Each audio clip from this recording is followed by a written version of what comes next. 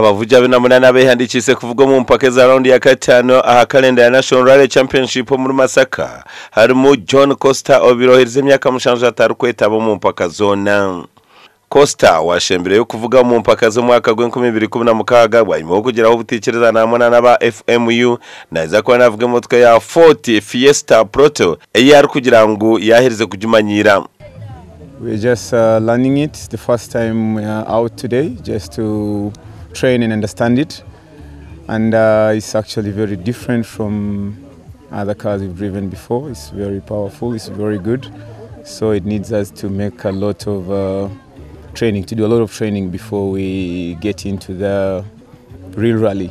Abavugiye mu mpaka za Masaka nibaza ko bavuga buringo bwa kilometer 2.1 aho Yasin Nasa ayebembire rukara no bonero bishatu cyana munana akuratirwe Duncan mu biro kikankane no bonero 2.3 rero na Desebuguze ari mu cyaka 3 abonero igana 9.